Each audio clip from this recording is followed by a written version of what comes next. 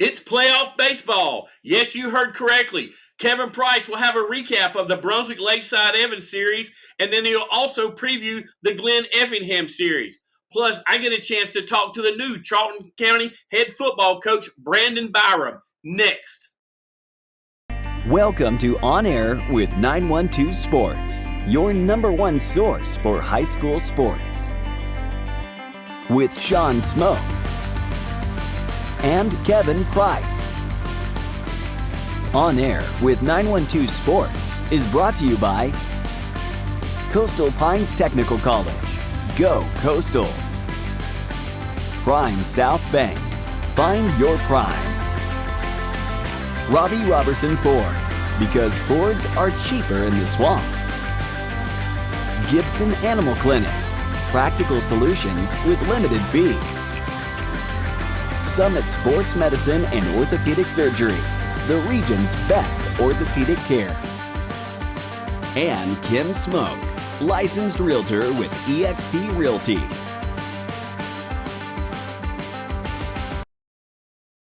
It makes sense Prime South Bank would have a great mobile app. Nobody is as mobile as our customers.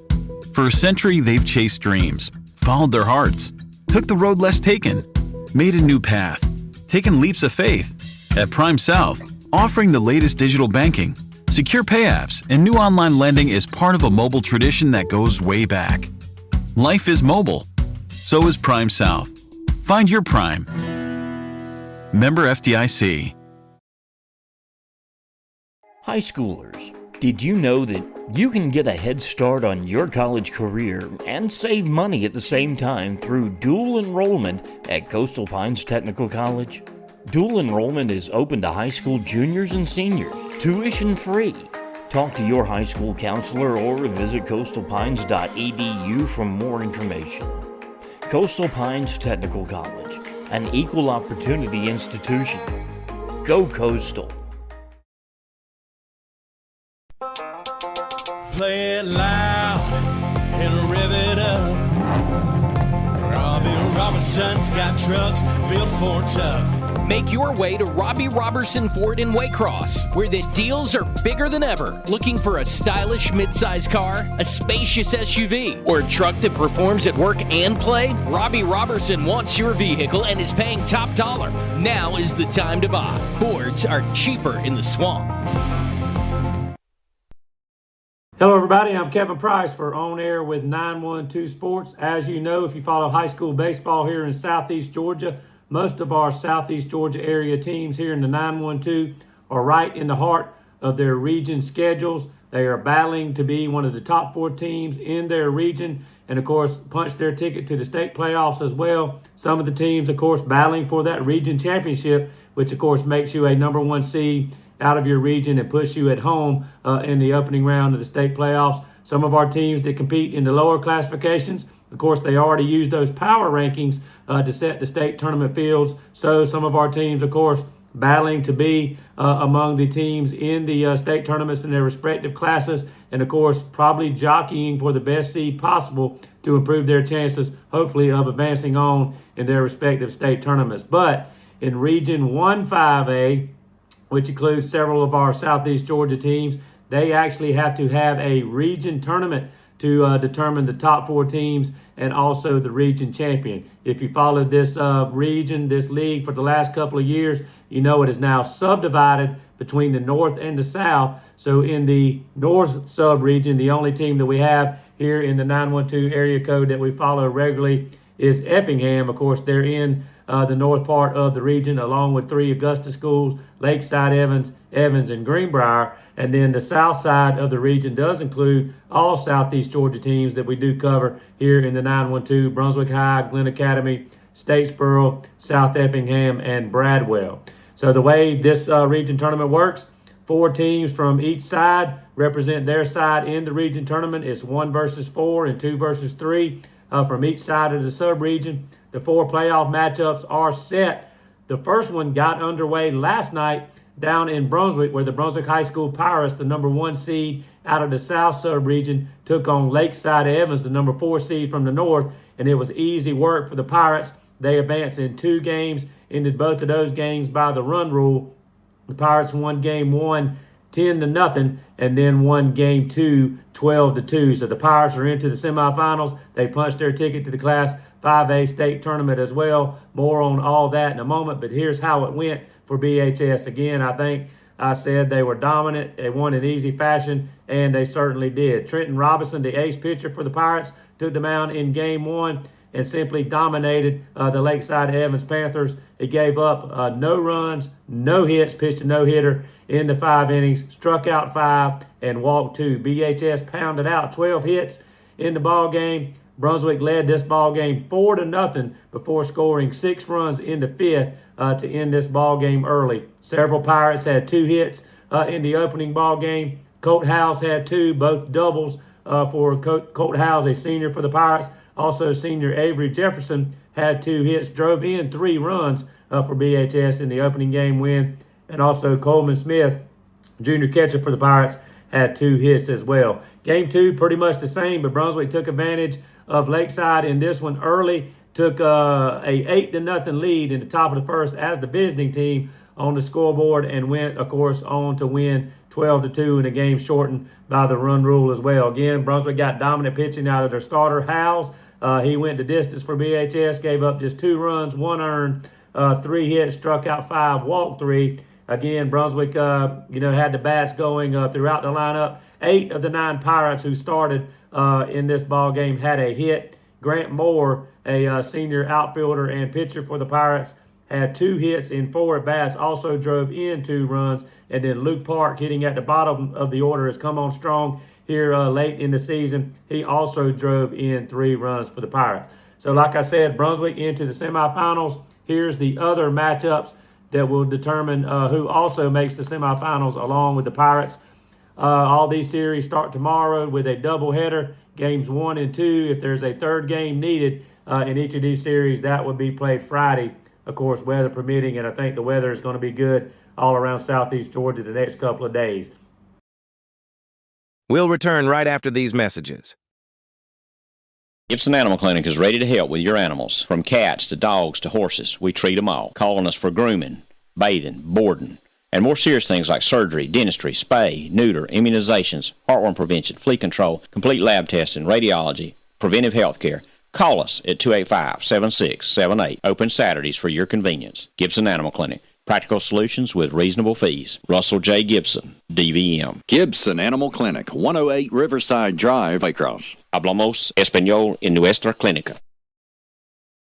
At Summit Sports Medicine and Orthopedic Surgery, you don't have to be an athlete to get the region's best orthopedic care. Our board-certified orthopedic surgeons and physicians treat injuries and conditions that affect just about any joint or bone in your body. Plus, we're backed by the support of Southeast Georgia Health System. From fracture repair to joint replacement, Summit Sports Medicine and Orthopedic Surgery will get you moving again. Call 1-855-ASK-SGHS. That's 1-855-275-7447 or visit sghs.org/summit.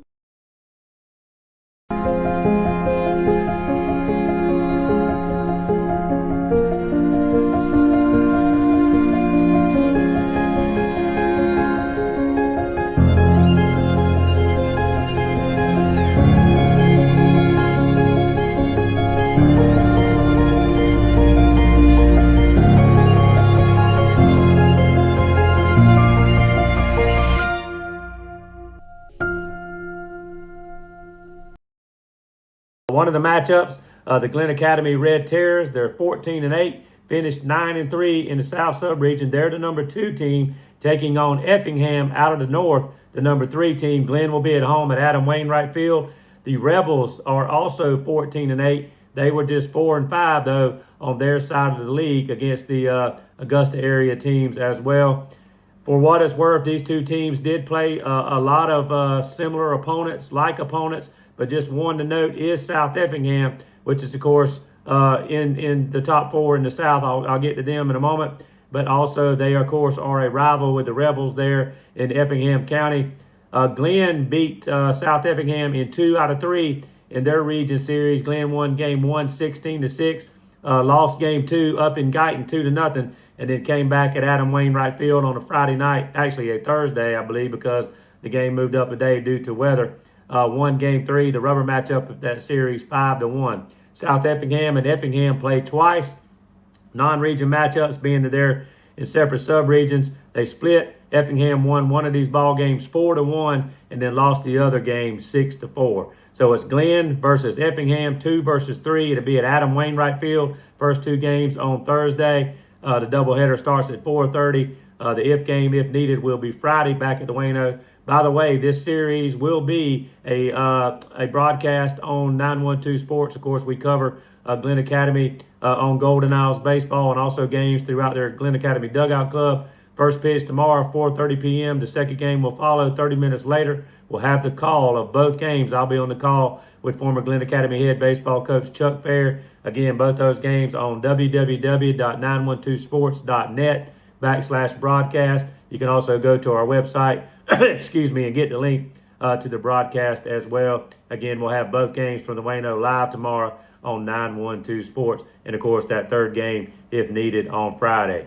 Another interesting series, 2 more, of course, in the first round. South Effingham will take on Evans up in Augusta. Evans, the number 2 seed out of the north. They are 19-6 overall in the season. South Effingham finished 3rd in the south behind Brunswick and Glen. They were 15-8 overall. One interesting thing to mention about this series is the current Evans coach in his first year with the team is Todd Eubanks. He used to be the head coach of the Mustangs, so that adds a little extra juice to this South Effingham-Evans matchup. Again, best 2 out of 3. The winner advances to the semifinals and also punches its ticket to the state tournament. Then the other series, the 4th one in the bunch, is number 4 seed out of the south, Statesboro. They finished just 6-14 on the season. They'll take on the top seed out of the north, Greenbrier. Always a good club with a strong baseball tradition. They're 15-6. So Statesboro are going to be a heavy underdog, particularly having to go play the Wolfpack on their home field up there in Augusta. Again, this is a 2 out of 3 series. The winner moves on to the semifinals and also the state tournament. As for the semifinals, they won't be next week. They'll be the week after next. The semifinals are slated for a week from Tuesday with the tournament finals and consolation game that following Thursday. The top 4 teams will play in the semifinals, the 4 winners of these first round matchups, and then the 2 winners of the semifinals will play for first in the region. The loser of the final would be second. The 2 teams that lose in the semifinal would play in the consolation game. The winner would be the 3rd seed from the region for state, and the loser would be the 4th. So the semifinals and the finals, just a 1-game shot in each scenario versus this 3-game series in the opening round. If the seeds were to hold, Brunswick would be the 1 seed taking on the 2 out of the north, which would be Evans. Greenbrier, the number 1 seed out of the north, would be at home against the number 2 seed out of the south, which would be Glen Academy. If the seeds don't hold, then we'll just have to see who wins to determine the matchups. It's a little complicated, not all that complicated, but too much to digest right now. Just stay tuned to these first round matchups. The next couple of days, once the semifinals are set, we'll give you who will play and when. And then, of course, we'll know who's going on to the state playoffs as well out of Region 1 5A, where a lot of our Southeast Georgia teams do reside. So, again, talking about high school baseball, we'll follow high school baseball here in Southeast Georgia and around the state through the state championship matchups. Keep you up to date on all our teams, how they're doing. And, of course, we'll hope to have several strong runs by some of our Southeast Georgia teams. Like I said, we'll keep you updated all the way through the state championship matchups. So for now, for On Air with 912 Sports, I'm Kevin Price reporting on high school baseball here in Southeast Georgia. Again, also, everybody, happy Easter. High schoolers, did you know that you can get a head start on your college career and save money at the same time through dual enrollment at Coastal Pines Technical College? Dual enrollment is open to high school juniors and seniors, tuition free. Talk to your high school counselor or visit coastalpines.edu for more information. Coastal Pines Technical College, an equal opportunity institution. Go Coastal. It makes sense Prime South Bank would have a great mobile app. Nobody is as mobile as our customers. For a century, they've chased dreams, followed their hearts, took the road less taken, made a new path, taken leaps of faith. At Prime South, offering the latest digital banking, Secure pay apps and new online lending is part of a mobile tradition that goes way back. Life is mobile. So is Prime South. Find your Prime. Member FDIC.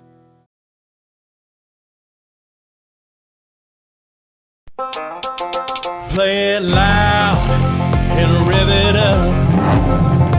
Robbie Robinson's got trucks built for tough. Make your way to Robbie Robertson Ford in Waycross, where the deals are bigger than ever. Looking for a stylish midsize car, a spacious SUV, or a truck that performs at work and play? Robbie Robertson wants your vehicle and is paying top dollar. Now is the time to buy. Fords are cheaper in the swamp.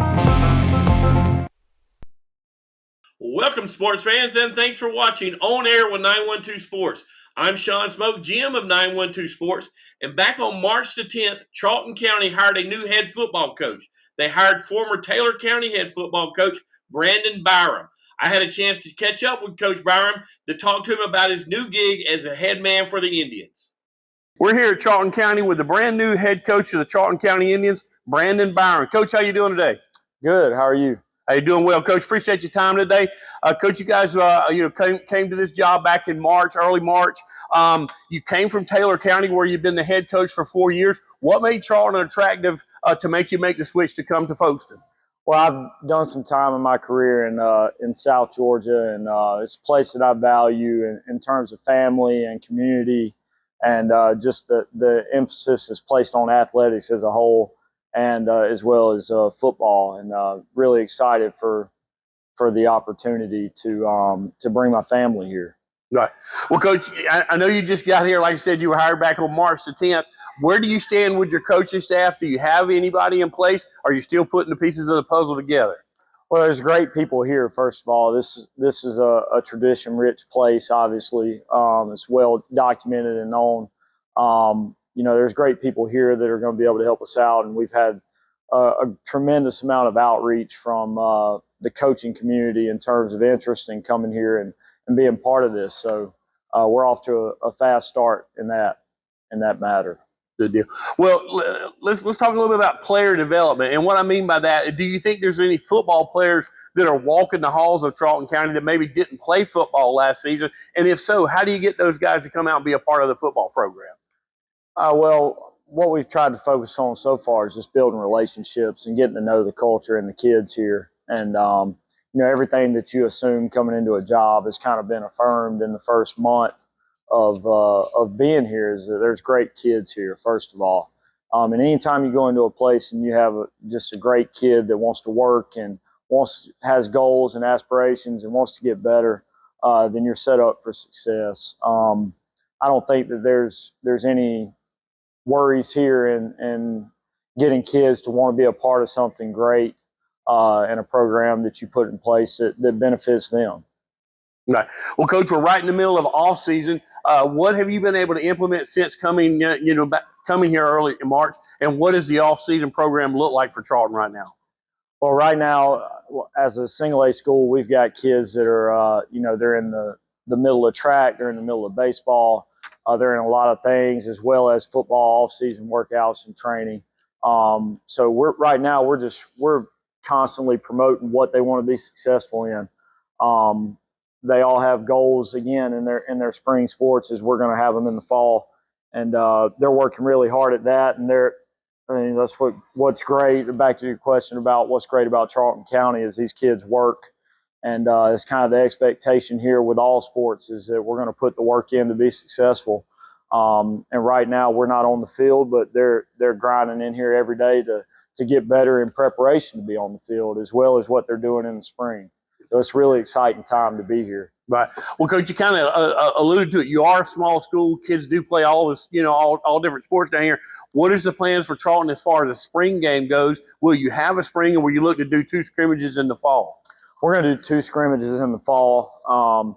That's something that's a little new here, but it gives us a chance to really be supportive of what's going on in the spring, and to see, just kind of be a fan for me of our kids with what they have going on currently. There's a lot of advantages to the fall scrimmage and getting prepared to actually play real games that count versus building a schedule around 10 days that that have a million obstacles and, chance to get a full staff here as well. There's just endless advantages to waiting a little bit longer and, continuing that developmental process of your off season into May versus, kind of gearing up for what would be a spring game or a scrimmage. There's just a lot of benefits that I see in making the decision to gear it more towards 2 scrimmages. I got you. Well, let's get into the offense and the defensive nuts and bolts of this deal. Are you a systems guy or are you a personnel guy? And what I mean by that, Coach, is there an offensive system that you have in place that you will want to run, or will you wait till you get all your kids together and kind of see what your personnel fits best? Well, I mean, we definitely have systems that we want to put in place for all 3 phases of the game. I think you don't have a very good system if it doesn't mold and adapt to your personnel. I wouldn't really think that changing your philosophies from year in and year out is going to kind of sustain long-term success. I think the systems that you have needs to be adaptable, and your language needs to be adaptable to the kids that you have currently. That's what makes a good system to me. It's just generally speaking, we want teams to have to defend every inch of the field, and we want to leverage the football and fly around and get everyone to the ball on defense and take advantage of things that people give you on special teams. And that's not really going to change from year to year. Right. Well, Coach, we do have reclassification coming up for this fall.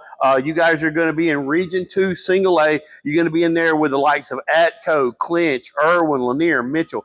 Give us your thoughts on that region and the teams that you're going to face. Well, I mean, it's South Georgia for one. I mean, the classification in the regions, down here really, there's great, but they're not.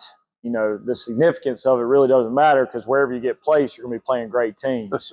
So that's the lane that they put us in for now, and we're going to work to compete in that region and until they tell us that changes. So. Yeah, well, like I said, got some old foes in there with Irwin and Atco and Clinch for sure. Yep. But should be a good region. Looking forward to getting it started in the fall. But Coach, you got 2026 coming up. You're just coming off off a playoff season up at Taylor County. What will you consider a successful season in your first year here at Charlton? Well, I've always kind of looked at success in a program is, giving something that the community and the school and stakeholders are proud of. There's a lot of proud tradition here and a lot of people that really want it to be successful. And that's what we want to do is we want to make sure that the people that are invested in this community and this town and this program are thrilled about what's going on and they see progress and development. As far as a season goes, we want to make sure that we're progressing each year. Last year, they made it to the second round. We'll definitely want to try to improve on that. Hosting a playoff game would be great. Winning the region championship would be great. But all of those are byproducts of what we're doing right now. And we have a championship level attitude and commitment to this weight room in here. And really all of this total school, I believe. So a lot of those things are going to kind of take care of themselves, and we'll definitely have something on the field that everyone in Folkestone and everyone in Charlton County can look at and be proud to be a part of. Well, Coach, we're excited that you've come to the 912. We're excited for Charlton County season here in 2026. I know we got a lot of stuff going on during the summer, so we'll catch up with you down the road, but we appreciate your time today. Yes, sir. Thank you for coming by. Hey, sports fans, mark your calendars now for Thursday, April the 23rd, as 912 Sports will host the 8th annual 912 Sports All Sports Award Show. On Thursday the 23rd, 912 will honor the boys and girls players of the year from sports like baseball, soccer, tennis, swimming, golf, wrestling, and many more. So join us on 912sports.net as we recognize these deserving boy and girl athletes from around the 912 coverage area. Hey, sports fans, no show next Thursday. That's April the 9th, as spring break will be taking place around the 912. We'll be back with a new episode on Thursday, April the 16th. Look for the new baseball issue of 912 Sports Magazine. The MVP, the Scholar Athlete, Senior Spotlight, and more. on newsstands now, because if it's baseball, it's 912 Sports. At Summit Sports Medicine and Orthopedic Surgery, you don't have to be an athlete to get the region's best orthopedic care. Our board-certified orthopedic surgeons and physicians treat injuries and conditions that affect just about any joint or bone in your body. Plus, we're backed by the support of Southeast Georgia Health System. From fracture repair to joint replacement, Summit Sports Medicine and Orthopedic Surgery will get you moving again. Call 1-855-ASK-SGHS. That's 1-855-275-7447 or visit sghs.org/summit. Gibson Animal Clinic is ready to help with your animals. From cats to dogs to horses, we treat them all. Call on us for grooming, bathing, boarding, and more serious things like surgery, dentistry, spay, neuter, immunizations, heartworm prevention, flea control, complete lab testing, radiology, preventive health care. Call us at 285-7678. Open Saturdays for your convenience. Gibson Animal Clinic. Practical solutions with reasonable fees. Russell J. Gibson, DVM. Gibson Animal Clinic, 108 Riverside Drive, Waycross. Hablamos español en nuestra clínica.